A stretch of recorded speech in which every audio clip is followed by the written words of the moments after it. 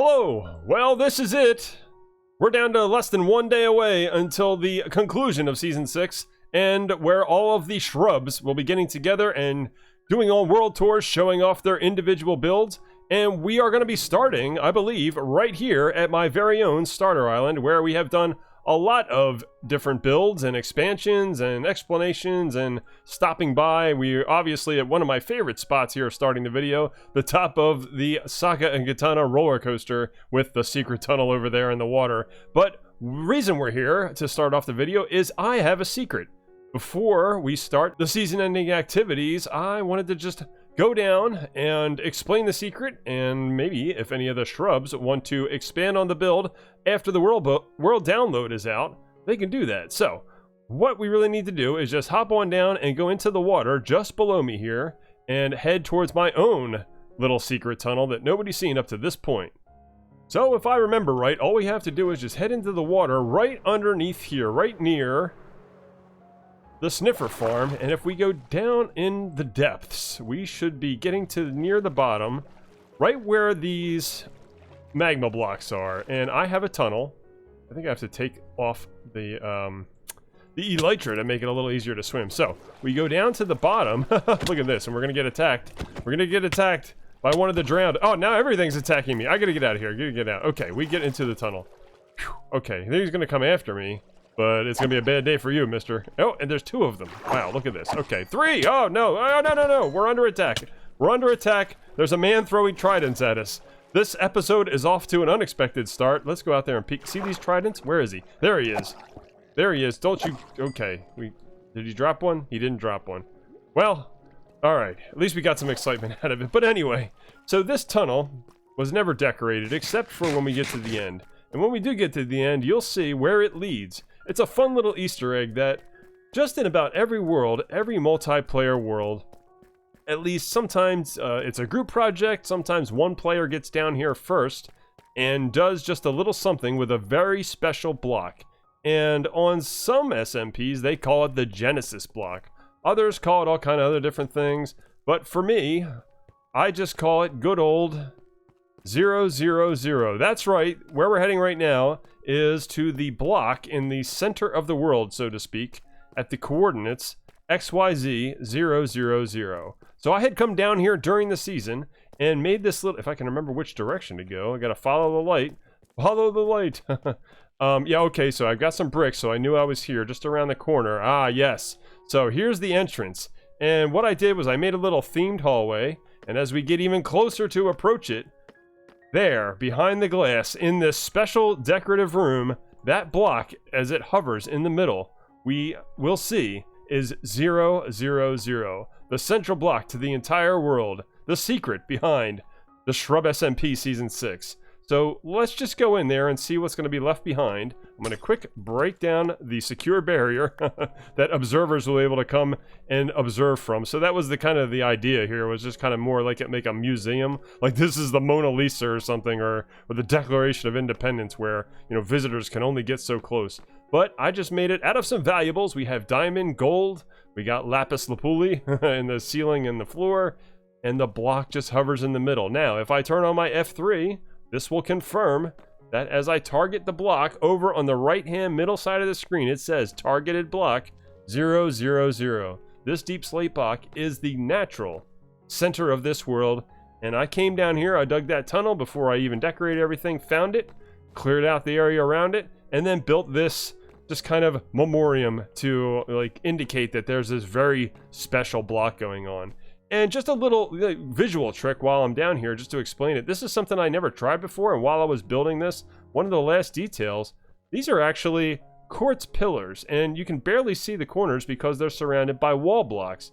So because wall blocks are not full cubes, they're kind of like, we'll just take one down, you get an idea here. So they're kind of, you know, the walls are thin, and this is a full cube. But if you have walls on either side, it really just exposes the corner, and if you step back and look at it, it almost looks like this thin block, which isn't exactly natural. There are no blocks like that in Minecraft. You have to create the visual effect. So I figured that was just a cool little thing that kind of came out of me experimenting with different textures, and then now as we step back and again look at the 0 block, it's now forever here in its memoriam location which is filled with valuables and indicates the importance of this secret block. Now, that probably means that going into Season 7, we may have to consider the central block of that world. And depending on what it naturally is, maybe it'll be Deep Slate. Maybe it'll be something else. It might even be just air. We'll have to find out when we get there in Season 7. So, that was the little Easter egg that I wanted to start the episode out with. I really never talked about it. I just came down here one day and did it. And it was a while ago, too. It was like well towards the beginning, maybe even in the middle of the season. So, again, Easter eggs abound sometimes in a multiplayer world, and I wanted to reveal this one so that when the world download comes, maybe I'll come down here and I'll build like a railway so that you can do tours, or another player can do something in their own world with it. But for now, it's time to head back to the surface and maybe do one or two more things before tomorrow morning, or tomorrow afternoon, my time really, when we will be getting together with all of the shrubs on the server, all of the players who will be available for the final day's activities, and get on with those world tours and any other shenanigans that we might be up to. But for now, I'll meet you back on the surface and possibly go down to the ancient city just one last time, at least while we're on the multiplayer server.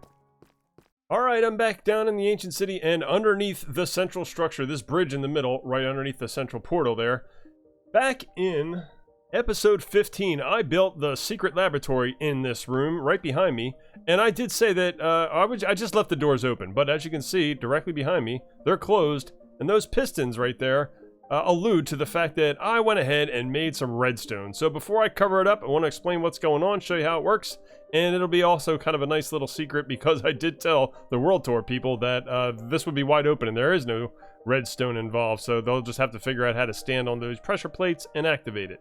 So here's how it works. First I'll go in and out, and then we'll take a detailed look at it, but these black items on the floor, they're pressure plates, and if you stand on the pressure plate, redstone magic activates and it opens the door. While I'm still standing on it, they stay open until I go to the other side, and then they'll close behind me. Now, there's still no way that our scientist villagers in here, these researchers, will ever get out because the carpet line here prevents them from doing that.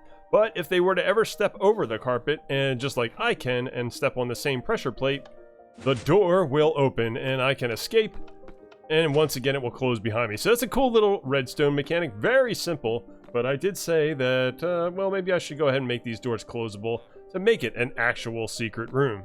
So, here's how it works. The pressure plate feeds into this block and turns on this redstone line. The redstone falls around into this repeater, and then that unpowers this redstone torch, which unpowers the block with redstone on top of it right here, which then unpowers both of these pistons at the same time, retracting them just like that as I stand on the block here, and opens the doors because these two blocks are stuck to them. They're sticky pistons. So that's how the mechanism works, really. It's actually, I don't know the official term for it. The master redstoners have official terms for these types of machines. To me, it's just an inverter, if you will, because that torch is always powered until I power this system, which unpowers the torch. So I'm going to call that a system inverter, maybe. But whatever the case is, we have the same thing on the other side. Now all we really need to do is cover it up, and that way, no one will ever really know it's there. You have to actually come down and know the secret, which is to stand on these pressure plates, activate the redstone, and you will be able to get inside and visit the secret laboratory. This is what it looks like, all covered up. And again, if you knew it was down here, would you come over, step on the pressure plates, and go inside and see what research is going on with these characters. So that's another secret down, another little last second addition to my build, and let's see if we can fire up something else before the end of the season. Alright, we're back down here in the ancient city. This is it. This is it. It's the last day of ShrubSMP Season 6. And in just a few short hours, we are going to be doing world tours with the server owner, Will. And he's going to be coming around checking out all of my stuff and seeing what he thinks about it. I'm sure he's going to be overwhelmed by the amount of cool things that I have built so far. Well, for the whole season. Alright, looking down at my two buddies, they're still doing their butchering and their leather working. And the last thing to do, we're going to do it real quick. We're going to speed run this adjacent structure right over here and put something in it. I'm going to quick figure out which two villagers I don't have, and we're going to go ahead and clean this thing up and make something out of it right before the world tour's over. So, while I try to figure that out, we're gonna go ahead and at least... Oh, I don't even have the blocks to do it, so now I have to go out and find the blocks. Well, maybe I have some hiding in these chests. Nope, nope, they're empty. Well, I'm gonna have to villager-proof these exits and get a design in mind. Oh, look, I missed a block here in the restoration. And throw it together real fast, and we'll do it in a cool little time lapse, and that might be the last thing we do before the world tour. So let me get some of those materials together and see what happens.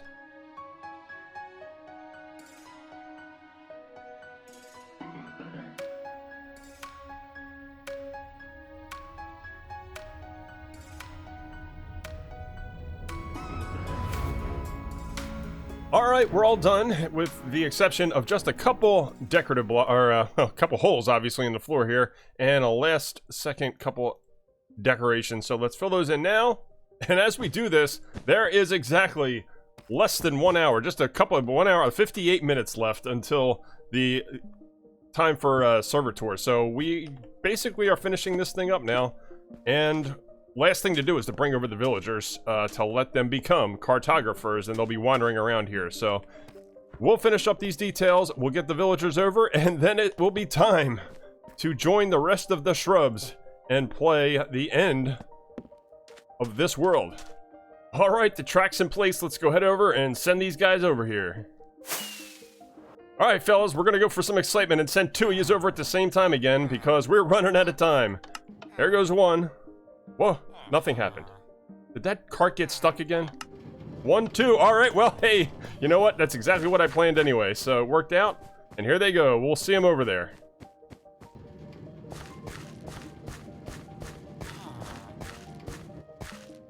Alright, we got them over here, and now let's clean this all up. We'll turn them into cartographers, and that might just be it. Alright, here we go. It's daytime, so they're definitely gonna go get the job this time. There's one. Here goes two. And here's a cartographer.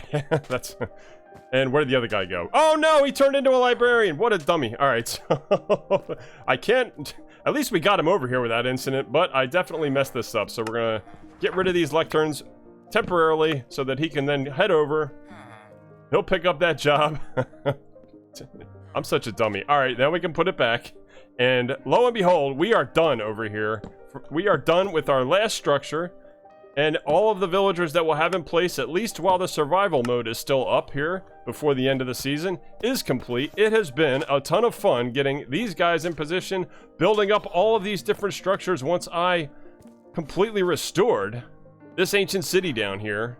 And now all that's left to do is do the world tour when people start hopping on the server. As I can see, we already have the server owner and another player on, and there's going to be a whole bunch of us on just in a short period of time, going around checking out all these builds.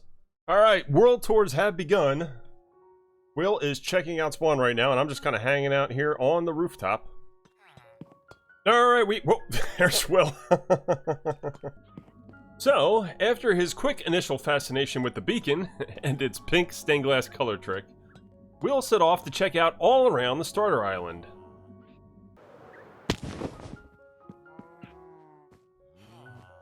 After a quick tour of the house, it was time to set off to the Dark Castle 6.0.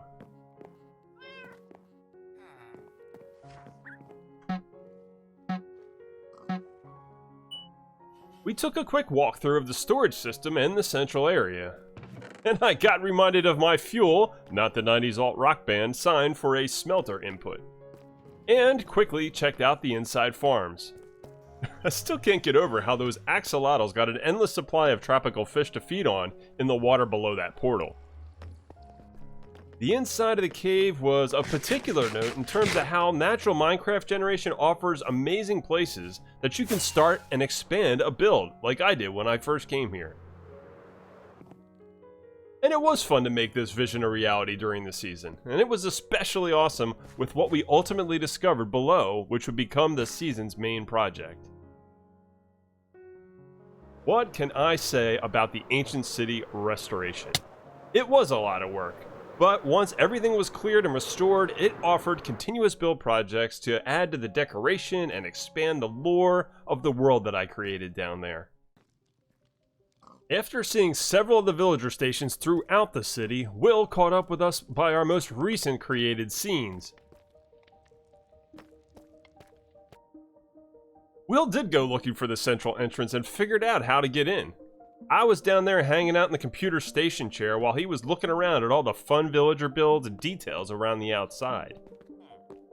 We checked out some other places that I was not able to capture or weren't able to stop by, like the creeper farm, the giant squid over the ink farm, and the Ocean Monument Guardian farm. And after the last stop for my tours, he was off to check out all the other Shrubs builds for the rest of the world tour, and I got down to business to starting to pack up and prepare for things to close down. Alright, we've completed our tours, and all we need to do now, you've noticed I've taken off my armor, and what is traditional usually at the end of an SMP season is to leave your inventory into a box for everybody to check out if they happen to stop by your base.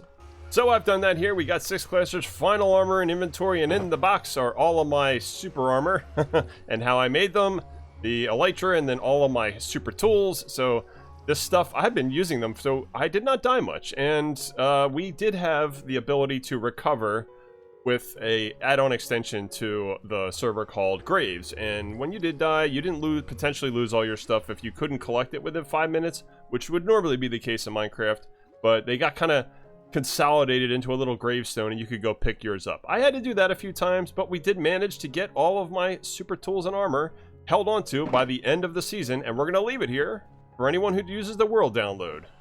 Alright, that is pretty much everything, as we have Saki and Katana still going around the track, as they will be, even when the server sunsets, because that's just the way things are going to be in our imaginations. But when we do get the world download, we'll continue to do some building down in the ancient city restoration. We'll maybe even do some decorations around here. We'll be able to use creative mode, and I'll have to decide whether or not that's something we do within the world once we receive it as a download. But for now, it's time to be prepared for when the server shuts down any moment now, and when it does, we'll be saying goodbye to this one until we get that world download. But for now, I just want to say thank you so much for joining me on this journey. I did start it on New Year's 2024 as an idea, and I have had an absolute blast doing these videos ever since, and looking so much forward to when Season 7 starts, that we can start a whole new series from scratch. But that is all the time we have for today.